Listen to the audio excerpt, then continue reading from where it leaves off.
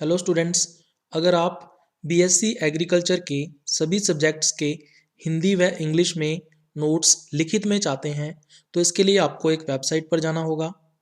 इसके लिए आपको गूगल में सर्च करना होगा प्लांट ब्रीडिंग 2010, जिसमें कोई भी स्पेस आपको नहीं रखना है। तो हम लोग सर्च करते हैं प्लांट ब्रीडिंग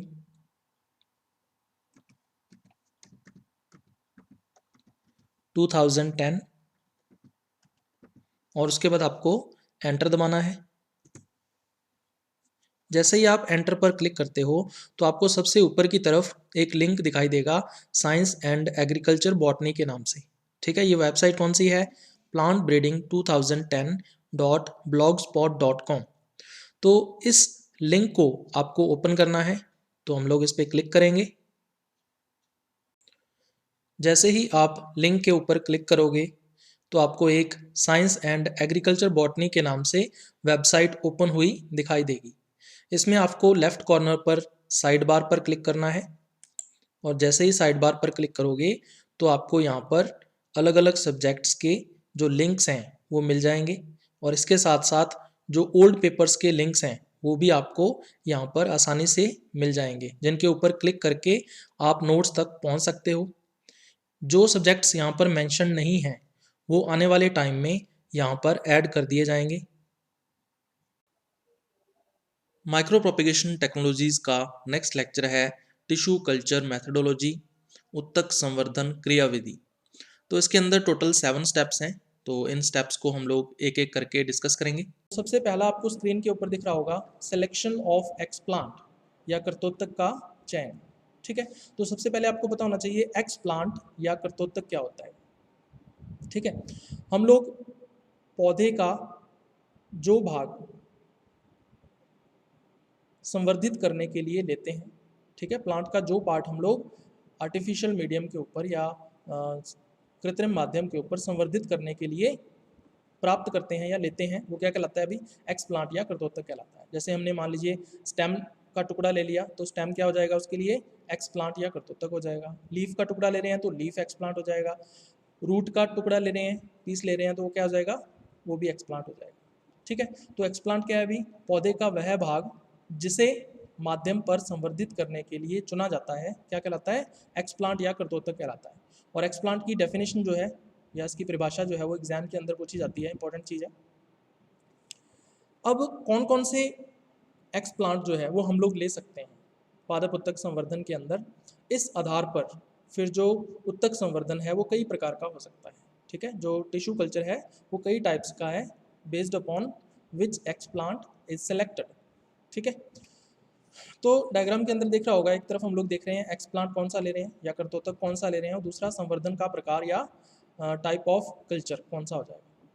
तो जैसे मान लीजिए सबसे पहले हम लोग जड़ ले सकते हैं प्लांट की, रूट है ना, स्टेम या तना ले सकते हैं, या फिर पर्ण ले सकते हैं, लीफ है ना। तो अगर अपने जड़, तना, पर्ण या रूट, स्टेम एंड लीफ लेते हैं तो इस तरह का जो संवर्धन है या कल्चर है वो क्या कहलाता है? अंग संवर्धन या ऑर्गन कल्चर। ठीक है, अगर हम भ्रूण ले रहे हैं, है ना, एम्ब्रियो ले रहे हैं, सीड के अंदर से, बीज के अंदर से हमने भ्रूण को निकाल लिया है, तो उस भ्रूण को हम लोग अगर संवर्धित कर रहे हैं तो उसको क्या बोलेंगे? भ्रूण संवर्धन या एम्ब्रियो कल्चर। ठीक है, तीसरा कोई एक कोशिका भी हो सकती है ना, हमने पौधे से कोई एक सिंगल कोशिका जो है उसको अलग कर लिया है, ठीक है, और उसका हम लोग कर्तोत्तक के रूप में या एक्सप्लांट के रूप में उपयोग कर रहे हैं, तो इस प्रकार का जो संवर्धन है या कल्चर है वो क्या कहलाता है? कोशिका निलंबन संवर्धन, या इसको बोल देते हैं सेल सस्पेंशन कल्चर। ठीक है, ये अपने सिलेबस में भी है, इसको पढ़ेंगे अपने आगे डिटेल में। उसके बाद हम लोग कैलस भी ले सकते हैं। ठीक है, कैलस क्या होता है? वो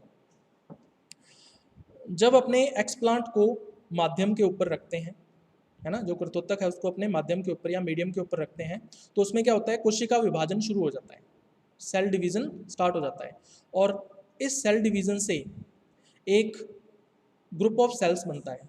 ठीक है, कोशिकाओं का एक समूह बनता है। कैसा होता है वो? अनियमित होता है या इरेगुलर होता है। ठीक है, तो कोशिकाओं के इस अनियमित समूह को हम लोग क्या बोल देते हैं? अभी कैलस बोल देते हैं। ठीक है, कैलस की परिभाषा जरूर पूछी जाती है। ठीक है, तो कैलस क्या है? इरेगुलर ग्रुप ऑफ सेल्स या अनडिफरेंशिएटेड ग्रुप ऑफ सेल्स, अविभेदित कोशिकाओं का जो समूह है वो क्या कहलाता है, कैलस कहलाता है।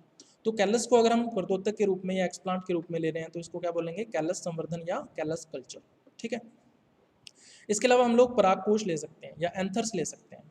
ठीक है, तो पौधों के अंदर जो फ्लावर्स हैं या पुष्प हैं उनके अंदर पुंकेसर या स्टामेन्स उपस्थित होते हैं, और स्टामेन के अंदर दो पार्ट होते हैं, एक तो है एंथर और दूसरा उसका फिलामेंट।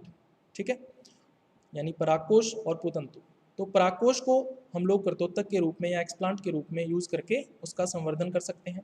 ठीक है, इससे क्या उत्पन्न होगा भी, हैप्लॉइड प्लांट्स या अगुणित पौधे जो हैं वो विकसित होंगे। तो इसको क्या बोलेंगे हम लोग, परागकोश संवर्धन या एंथर कल्चर बोलेंगे। ठीक है, इसके अलावा हम लोग कर्तोत्तक के रूप में, एक्सप्लांट के रूप में परागकण भी ले सकते हैं, यानी कि पॉलन ग्रेन्स भी ले सकते हैं।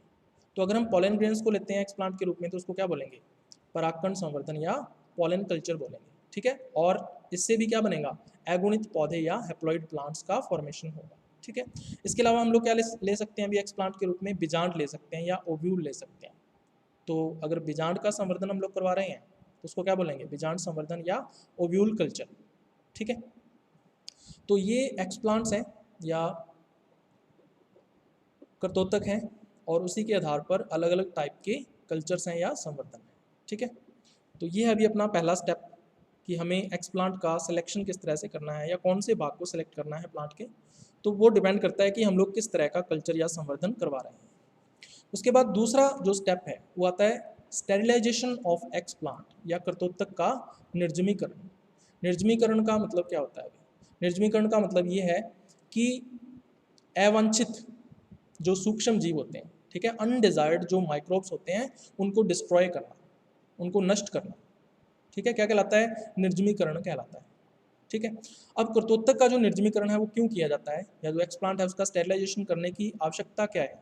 ठीक है, तो हम लोग जो भी प्लांट पार्ट ले रहे हैं, जो भी पादप भाग हम लोग ले रहे हैं, उसकी सतह के ऊपर बहुत सारे जीवाणु हो सकते हैं, या जीवाणुओं के बीजाणु हो सकते हैं, या कोई फंगल स्पोर्स हो सकते हैं, कवकों के बीजाणु हो सकते हैं।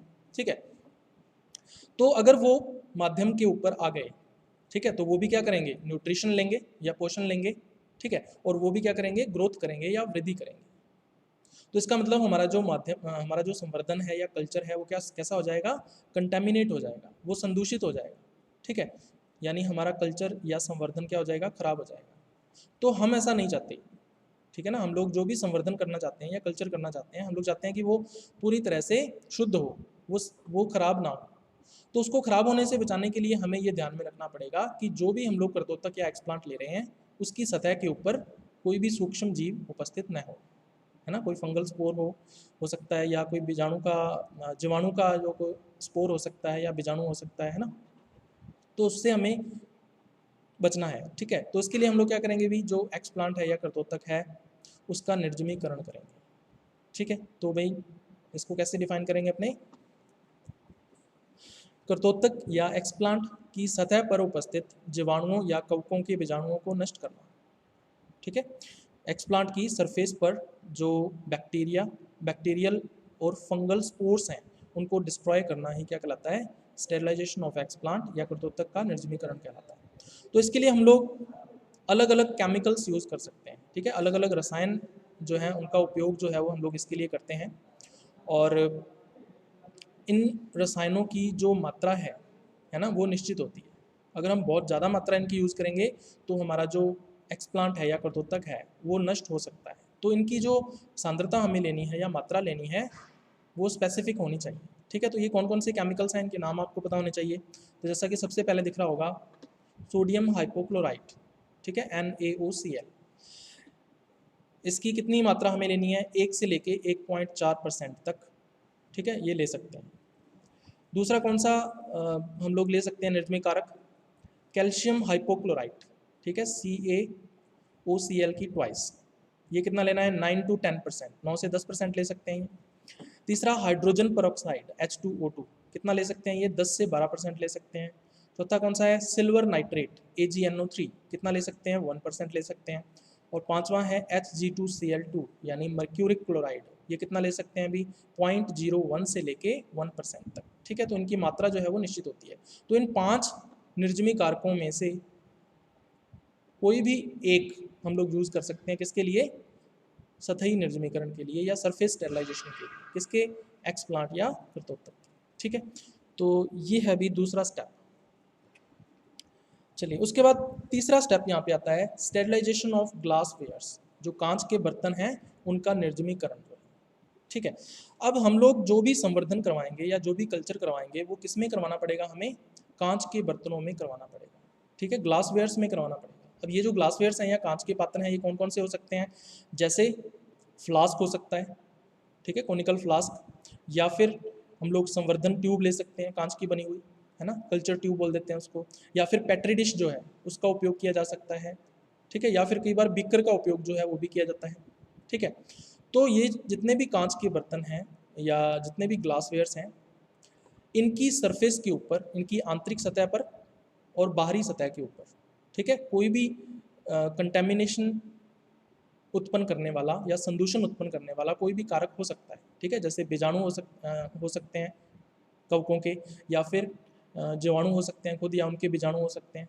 तो इस तरह से ये जो सूक्ष्म जीव हैं, माइक्रोब्स हैं, वो क्या कर सकते हैं भी, हमारे संवर्धन को खराब कर सकते हैं।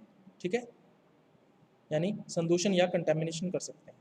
तो हमें क्या करना है भी, इनको नष्ट करना है। ये जो माइक्रोब्स हैं या सूक्ष्म जीव हैं इनको नष्ट करना है। तो नष्ट करने के लिए हम लोग क्या करेंगे, स्टेरिलाइजेशन करेंगे या निर्जमीकरण करेंगे, किसके, किसका, ग्लासवेयर्स का या कांच के बर्तनों का। ठीक है, तो इसके लिए हम लोग क्या करेंगे भी, कांच के बर्तनों का ओवन के अंदर, ठीक है, ओवन कौन सा होना चाहिए भी, हॉट एयर ओवन। ठीक है, या इसको क्या बोल देते हैं, गर्म हवा ओवन। ठीक है, हॉट एयर ओवन के अंदर हम लोग क्या करते हैं भी, शुष्क हवा के द्वारा, शुष्क गर्म हवा के द्वारा निर्जमीकरण करते हैं। ठीक है, ड्राई एंड हॉट एयर के द्वारा क्या करते हैं, स्टेरिलाइजेशन करते हैं या निर्जमीकरण करते हैं। ठीक है, तो इसके लिए हम लोग ओवन का उपयोग करेंगे। तो ओवन जो है वो इस तरह से हो सकता है, हॉट एयर ओवन जो है वो अपनी लैब के अंदर भी पड़ा हुआ है। ठीक है, तो हाइपोथेटिकली अगर अपने इसका डायग्राम देखें तो इस तरह से ये इसका डबल जैकेट डोर होता है। ठीक है, और जो मेन बॉडी होती है हॉट एयर ओवन की, उसके अंदर क्या है, इस तरह से रैक्स बने होते हैं। ठीक है, तो ये छलनियाँ होती हैं, एक्चुअल में सीव्स होती हैं। इन रैक्स के अंदर क्या होता है, सीव्स होती हैं या छलनियाँ होती हैं। ठीक है, ताकि जो गर्म हवा है वो ऊपर और नीचे की तरफ पास हो सके। अब ये गर्म हवा कहाँ से आती है अभी, इसके बिल्कुल पीछे की तरफ, पीछे की तरफ की जो दीवार है या वॉल है, वहाँ पर एक पंखा लगा होता है जो हीटर से संबंधित होता है या हीटर से जुड़ा हुआ होता है। ठीक है, तो ये जो फ़ैन है या पंखा है वो क्या करता है, गर्म हवा को फेंकता है किस तरफ, इन जालियों की तरफ। तो इन जालियों पर हम लोग क्या करते हैं अभी, जो हमारे ग्लासवेयर्स हैं या कांच के पात्र हैं, इन जालियों के ऊपर रख देते हैं। ठीक है, और टेम्परेचर कितना रखते हैं अभी, लगभग 101 डिग्री सेंटीग्रेड तक टेम्परेचर जो है वो करना पड़ता है इसका। ठीक है, इस डोर को बंद कर देते हैं और लगभग 1 घंटे के लिए हम लोग 101 डिग्री सेंटीग्रेड तापमान पर इनका क्या करते हैं अभी, निर्जमीकरण करते हैं या स्टेरिलाइजेशन करते हैं। ठीक है, तो इस तरह से हम लोग ग्लासवेयर्स या कांच के पात्रों का निर्जमीकरण या स्टेरिलाइजेशन करते हैं। तो ये है अभी तीसरा स्टेप पादप उत्तक संवर्धन या प्लांट टिश्यू कल्चर का।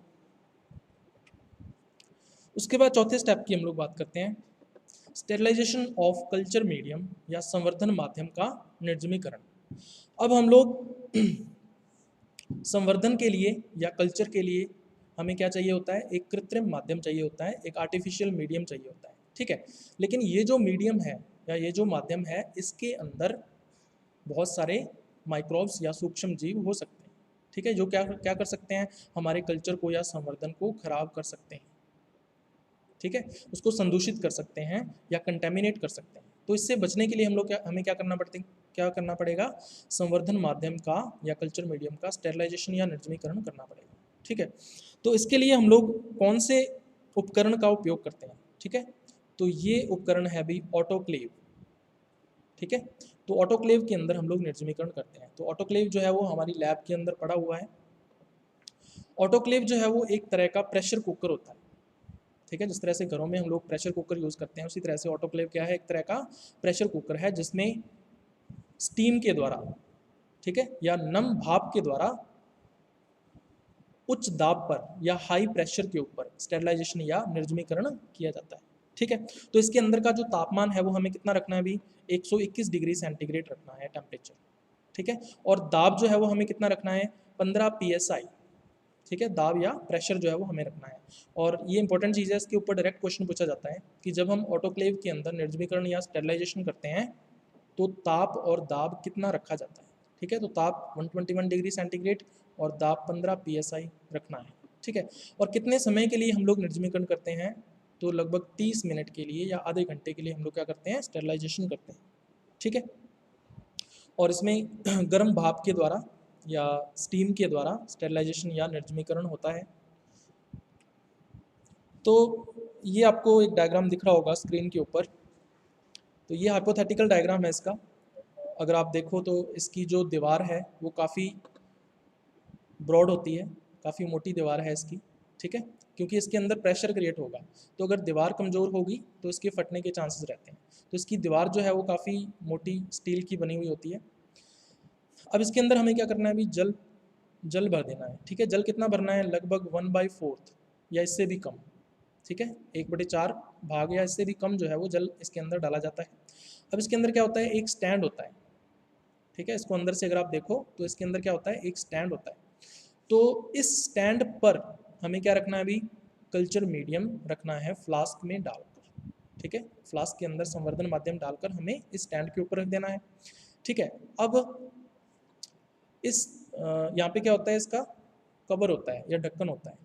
अब इसको अपने क्या कर देते हैं, बंद कर देते हैं, एयर टाइट कर देते हैं, ठीक है। तो पूरी तरह से वायु रुद्ध कर दिया, एयर टाइट कर दिया। और उसके बाद फिर ये होता है इसका प्लग, इलेक्ट्रिसिटी सप्लाई करने के लिए। तो इसको अपने ऑन कर देते हैं प्लग लगा के, और इसको ऑन कर दिया। ऑन करने से होगा क्या, अभी ये जो गर्म है, ये जो वाटर है या जो जल है, ये क्या क्या करेगा, गर्म होगा। गर्म होने से क्या होगा, ये भाप में परिवर्तित होगा, ठीक है।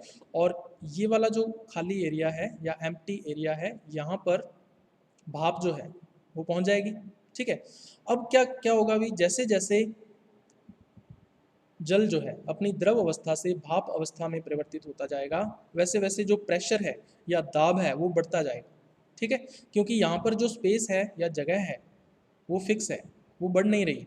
लेकिन जो भाप की मात्रा है वो लगातार क्या हो रही है, बढ़ रही है, जैसे जैसे हम लोग गर्म कर रहे हैं।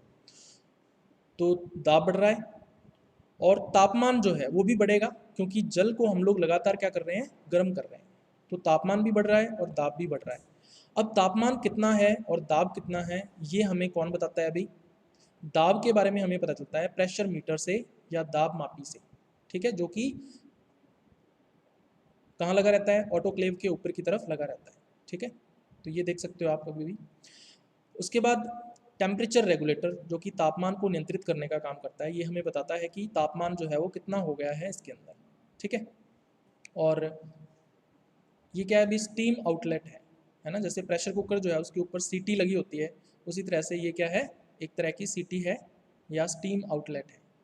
तो जैसे ही प्रेशर 15 PSI से बढ़ेगा तो हम लोग क्या करेंगे, इसको थोड़ा सा ऊपर उठा देंगे। तो जैसे इसको ऊपर उठाएंगे तो यहाँ से जो भाप है ना, वो निकलना शुरू कर देगी, और इसका जो प्रेशर है इसके अंदर का या दाब जो है वो नियंत्रित हो जाएगा, ठीक है। तो ये है अभी ऑटोक्लेव और इसके काम करने का तरीका।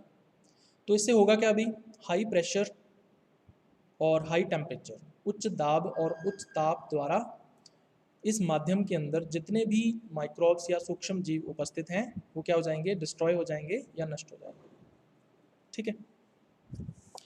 तो ये है अभी अपना 4th स्टेप।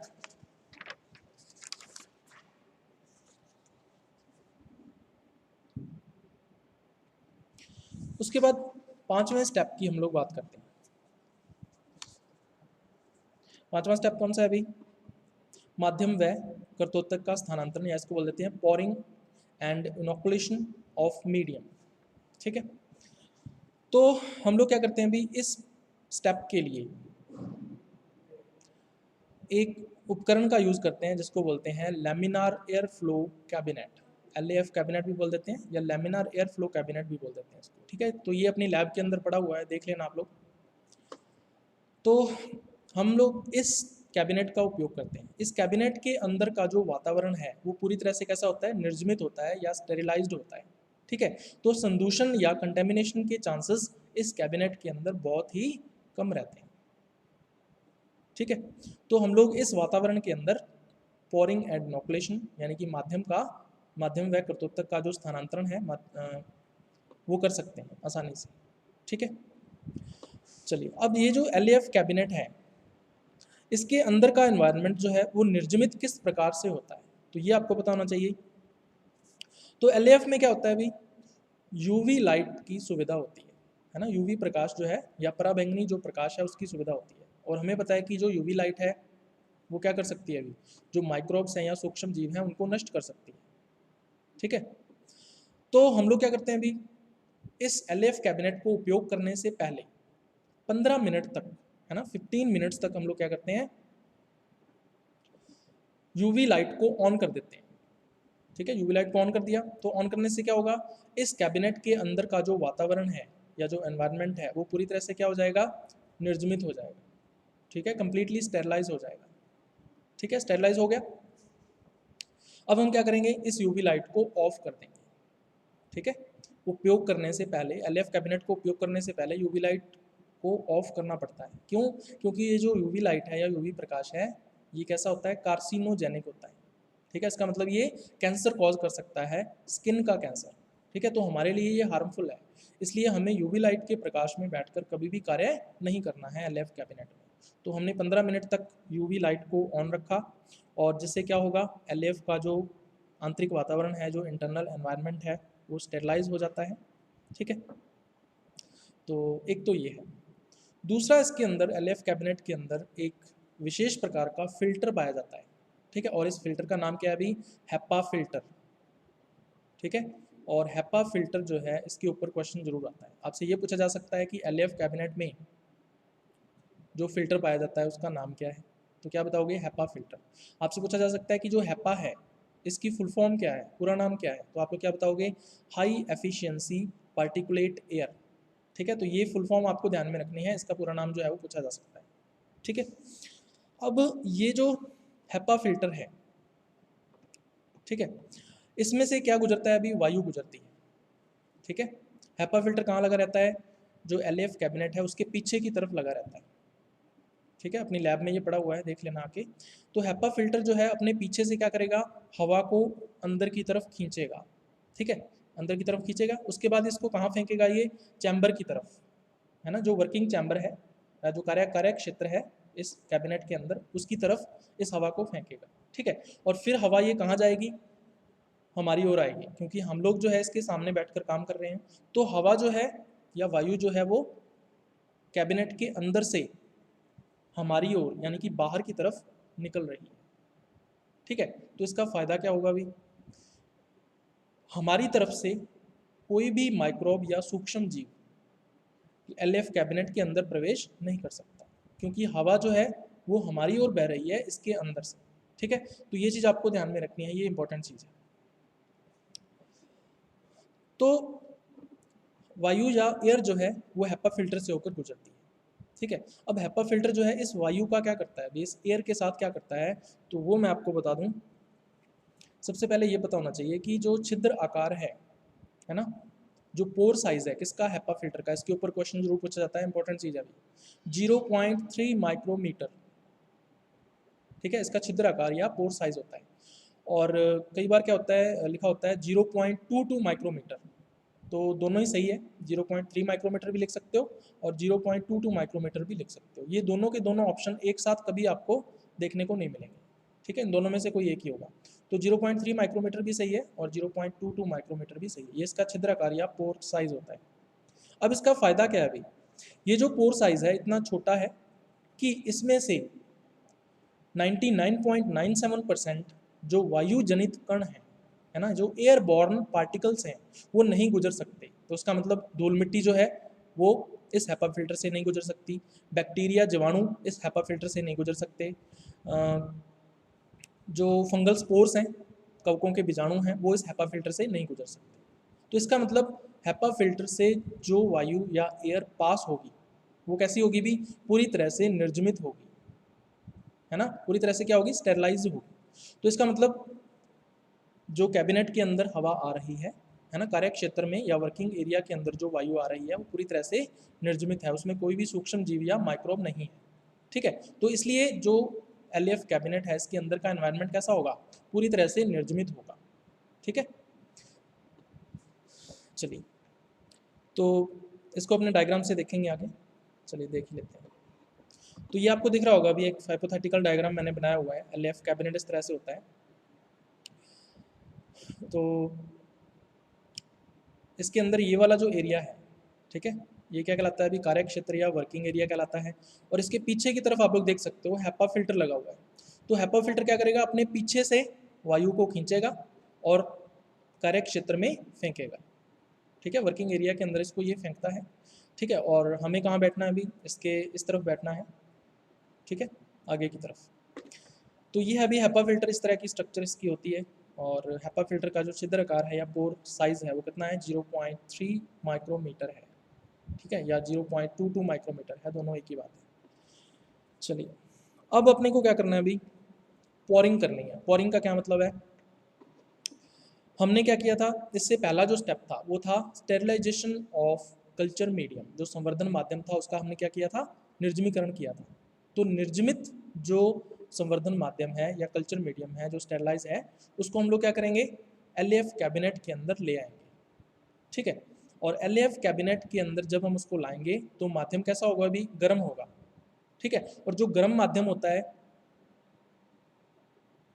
ठीक है, उसको हम लोग एक पात्र से दूसरे पात्र में आसानी से स्थानांतरित कर सकते हैं।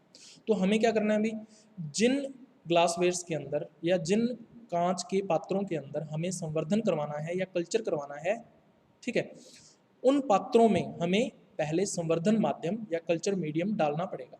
ठीक है, और यही प्रोसेस क्या कहलाता है, अभी पोरिंग कहलाता है। ठीक है, तो माध्यम को संवर्धन पात्र में डालना या मीडियम को कल्चर कल्चर ट्यूब कह सकते हैं या कोई कॉनिकल फ्लास्क कह सकते हैं। ठीक है, उसके अंदर उसको ट्रांसफर करना क्या कहलाता है, पोरिंग कहलाता है। तो गर्म माध्यम को इसके अंदर स्थानांतरित कर दिया जाता है। ठीक है, उसके बाद हम लोग क्या करते हैं, अभी माध्यम को ठंडा होने देते हैं। संवर्धन पात्रों के अंदर या जो कल्चर ट्यूब्स हैं उनके अंदर जो हमने मीडियम डाला है उनको ठंडा होने देते हैं। जब माध्यम ठंडा हो जाएगा तो माध्यम कैसा हो जाएगा, अर्ध ठोस हो जाएगा या सेमी सॉलिड हो जाएगा। ठीक है, माध्यम जम जाएगा। जमने के बाद फिर हमारा जो नेक्स्ट स्टेप रहेगा वो रहेगा इनोकुलेशन। इनोकुलेशन का क्या मतलब है, हमें एक्सप्लांट को या कृंतकोत्तक को स्थानांतरित करना है किसके ऊपर, संवर्धन पात्र में माध्यम के ऊपर, कल्चर ट्यूब के अंदर जो मीडियम है उसके ऊपर उसको ट्रांसफर करना है। और यही प्रोसेस क्या कहलाता है, इनोकुलेशन कहलाता है। ठीक है, तो कृंतकोत्तक को संवर्धन पात्र में माध्यम पर स्थानांतरित करना, यानी एक्सप्लांट को कल्चर ट्यूब में मीडियम पर ट्रांसफर करना ही क्या कहलाता है, इनोकुलेशन कहलाता है। ठीक है, तो ये इंपॉर्टेंट स्टेप्स हैं। तो ये था अभी अपना 5वां स्टेप या 5th स्टेप। उसके बाद नेक्स्ट स्टेप देखते हैं, इंक्यूबेशन या ऊष्मायन। तो ये सबसे इंपॉर्टेंट स्टेप है। अभी जब हम कृंतकोत्तक को या एक्सप्लांट को माध्यम पर या मीडियम के ऊपर स्थानांतरित कर देते हैं, उसके बाद क्या करते हैं, जो कल्चर ट्यूब है या संवर्धन पात्र है उसको हम लोग ताप, प्रकाश और आर्द्रता की अनुकूलित मात्रा देते हैं। ठीक है, टेम्परेचर, लाइट एंड ह्यूमिडिटी की कंट्रोल्ड या अडेप्टेबल जो अमाउंट है वो प्रोवाइड करवाते हैं या उपलब्ध करवाते हैं, ताकि जो कृंतकोत्तक है या एक्सप्लांट है वो आसानी से और बहुत जल्दी किसमें परिवर्तित हो सके, पौधे के अंदर या प्लांट के अंदर डेवलप हो सके। ठीक है, और यही प्रक्रिया क्या कहलाती है, ऊष्मायन या इंक्यूबेशन कहलाती है। ठीक है, तो ऊष्मायन में हम लोग क्या करते हैं, अभी जो संवर्धन पात्र हैं, ठीक है, या कल्चर ट्यूब्स हैं, उनको कॉटन प्लग से बंद कर लेते हैं। ठीक है, कॉटन का एक प्लग बनाते हैं और प्लग की सहायता से हम लोग क्या करते हैं, अभी उसको बंद कर लेते हैं संवर्धन पात्र या कल्चर ट्यूब को। ठीक है, और फिर इसको कहाँ रखते हैं हम लोग, इनक्यूबेटर के अंदर रखते हैं। तो इनक्यूबेटर एक ऐसा उपकरण है जो ताप, प्रकाश व आर्द्रता की अनुकूलित मात्रा देता है। ठीक है। इंक्यूबेटर हमारी लैब के अंदर पड़ा हुआ है, अगर आपको देखना हो तो देख सकते हो। तो इंक्यूबेटर में हमने इसको क्या किया, स्थानांतरित कर दिया। इंक्यूबेटर में इसको क्या मिलेगा अभी, टेम्परेचर या तापमान जो है वो अनुकूलित होगा, यानी जितना चाहिए। प्रकाश की मात्रा जो है, ठीक है, उसकी तीव्रता कितनी होगी, वो अनुकूलित होगी। प्रकाश कितने घंटे के लिए चाहिए, है ना, 24 घंटे में मान लीजिए 18 घंटे के लिए प्रकाश चाहिए या 16 घंटे के लिए प्रकाश चाहिए, तो 16 घंटे के लिए ही मिलेगा। ये जो व्यवस्था है ये इंक्यूबेटर के अंदर होती है। इसके अलावा आर्द्रता या ह्यूमिडिटी जो है कितने प्रतिशत होनी चाहिए, ये कौन डिसाइड करता है, इंक्यूबेटर डिसाइड करता है। तो ये अनुकूलित रखी जाती है, ठीक है। तो ये इंपॉर्टेंट चीज़ है अभी, उष्मायन या इंक्यूबेशन। तो जब हम उष्मायन या इंक्यूबेशन करते हैं तो कुछ सप्ताहों में ही कर्तोतक से पौधे तैयार हो जाते हैं, है ना, कुछ वीक्स में ही क्या हो जाता है, एक्सप्लांट से जो प्लांट है वो डेवलप हो जाता है, ठीक है। तो ये इंपॉर्टेंट चीज़ है।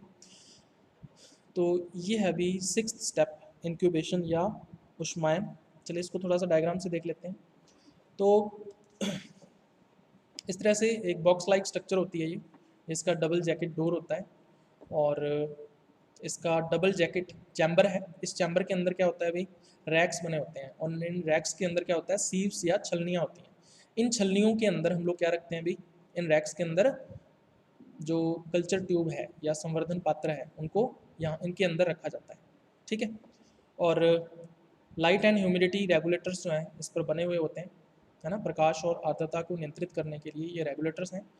तो इन रेगुलेटर्स के द्वारा हम लोग नियंत्रित करते हैं ताप और आर्द्रता को, ठीक है। और उसके बाद ये जो डबल जैकेट डोर है इसको बंद कर देते हैं और कितने दिन वेट करते हैं, कुछ सप्ताहों तक या कुछ वीक्स तक, ठीक है। और कुछ वीक्स में क्या होता है, इसके अंदर जो हमने संवर्धन पात्र या कल्चर ट्यूब्स रखी हैं उनके अंदर प्लांट्स या पौधे जो हैं वो विकसित हो जाते हैं, ठीक है। तो अपने देखते हैं, तो ये डायग्राम दिख रहा होगा अभी आपको, यहाँ पे टेस्ट ट्यूब लाइक स्ट्रक्चर्स देख रही होंगी कांच की बनी हुई, तो इनको बोलते हैं हम लोग संवर्धन ट्यूब्स या कल्चर ट्यूब्स, ठीक है। तो इसमें देख सकते हो ये जो नीचे वाइट कलर का आपको दिख रहा है ये क्या है, कृत्रिम माध्यम है या आर्टिफिशियल मीडियम है।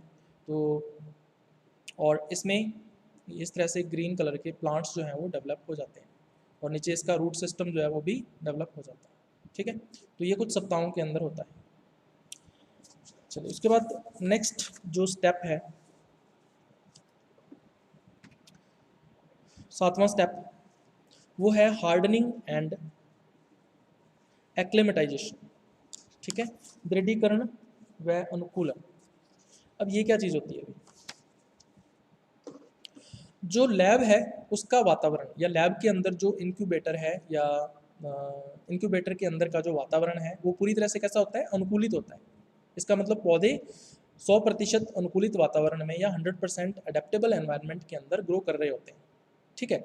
लेकिन अगर हम फील्ड की बात करें, खेत की बात करें, तो खेत में जो पौधे हैं, फील्ड के अंदर जो प्लांट्स हैं, वहाँ पर उनको 100% अडेप्टेबल एनवायरनमेंट या 100% अनुकूलित वातावरण अवेलेबल नहीं होता है, ठीक है। तो फील्ड की जो एनवायरमेंटल कंडीशंस हैं या खेत की जो वातावरणीय दिशाएं हैं वो कैसी हैं, प्रतिकूल हैं, ठीक है। जबकि जो लैब के अंदर इंक्यूबेटर का एनवायरनमेंट है वो पूरी तरह से कैसा है, अनुकूलित है या अडेप्टेबल है, ठीक है।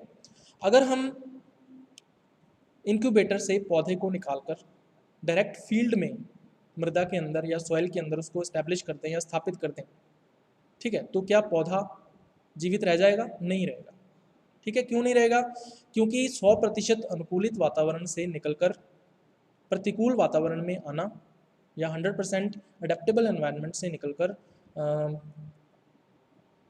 अनफेवरेबल एनवायरनमेंट के अंदर एंटर करना जो है वो प्लांट के लिए हार्मफुल होता है या पौधे के लिए खतरनाक होता है, ठीक है। तो हम लोग क्या करते हैं भी, धीरे धीरे परिवर्तन करते हैं वातावरण का या धीरे धीरे एनवायरनमेंट का चेंज करते हैं, ठीक है। तो धीरे धीरे जो है हम लोग क्या करते हैं, उसको अनुकूलित बनाते हैं पौधे को, जो कि इंक्यूबेटर के अंदर उपस्थित है। उसको सबसे पहले किस में स्थानांतरित करेंगे, ग्रीन हाउस के अंदर। तो ग्रीन हाउस का जो वातावरण है वो फील्ड के वातावरण की तुलना में कुछ अनुकूलित होता है, ठीक है। तो ग्रीन हाउस में ले आए, ग्रीन हाउस के अंदर कुछ हफ्तों तक या लगभग 15 से 20 दिन तक हम लोग क्या करते हैं, उसको मृदा में स्थापित कर देते हैं गमलों के अंदर। तो जो पौधा है वो उसके अंदर क्या हो जाएगा, अडेप्टेड हो जाएगा या अनुकूलित हो जाएगा 15 से 20 दिनों में। फिर हम 15 से 20 दिनों के बाद ग्रीन हाउस से उसको निकाल के कहाँ लेके जाएंगे, फील्ड की मृदा के अंदर स्थापित कर देंगे। अब ये जो पौधा है वो वहाँ पे सर्वाइव कर सकता है। ठीक है, तो ये जो प्रोसेस है वो क्या कहलाता है, हार्डनिंग कहलाता है या दृढ़ीकरण कहलाता है। ठीक है, तो पौधे को फील्ड के वातावरण के अकॉर्डिंग या फील्ड के एनवायरनमेंट के अकॉर्डिंग अनुकूलित बनाना ही क्या कहलाता है, हार्डनिंग कहलाता है, दृढ़ीकरण कहलाता है। ठीक है, तो पौधा कैसा हो जाएगा, अनुकूलित हो जाएगा या एक्लेमेटाइज हो जाएगा। ठीक है, तो पौधे को इंक्यूबेटर के अनुकूलित वातावरण से हम लोग निकालते हैं, अडेप्टेबल एनवायरनमेंट से हम लोग उसको क्या करते हैं, निकालते हैं और ग्रीन हाउस में स्थानांतरित कर देते हैं। तो ग्रीन हाउस के अंदर थोड़ी बहुत प्रतिकूल परिस्थितियां होती हैं, जो पौधा जो है वो सर्वाइव कर जाता है। ठीक है, तो आप लोग देख सकते हो ये ग्रीन हाउस बना हुआ है और इसमें प्लांट्स जो हैं वो लगे हुए हैं। ठीक है, तो ये आपको सिर्फ समझाने के लिए है। अब 15 से 20 दिनों में पौधे जो हैं वो ग्रीन हाउस के वातावरण में कैसे हो जाते हैं, अनुकूलित हो जाते हैं, है ना। 15 to 20 डेज में जो प्लांट्स हैं वो अडेप्टेड हो जाते हैं ग्रीन हाउस के एनवायरनमेंट में। फिर हम क्या करते हैं, 15 से 20 दिन के बाद खेत की मृदा में इसको स्थानांतरित करेंगे या फील्ड के अंदर जो सॉयल है उसमें इसको स्टैब्लिश कर देंगे। ठीक है, और यहाँ पर कुछ दिनों के अंदर जो प्लांट्स हैं वो पूरी तरह से क्या हो जाएंगे, अडेप्टेड या अनुकूलित हो जाएंगे। ठीक है भाई, तो ये है पूरे का पूरा स्टेप। तो इस तरह से हम लोग उसके बाद उसको फील्ड में या खेत के अंदर उसको एस्टैब्लिश कर देते हैं इन प्लांट्स को। ठीक है, तो ये है अभी पूरे के पूरे 7 स्टेप्स प्लांट टिश्यू कल्चर या पादप उत्तक संवर्धन के। तो ये था अभी अपना आज का लेक्चर।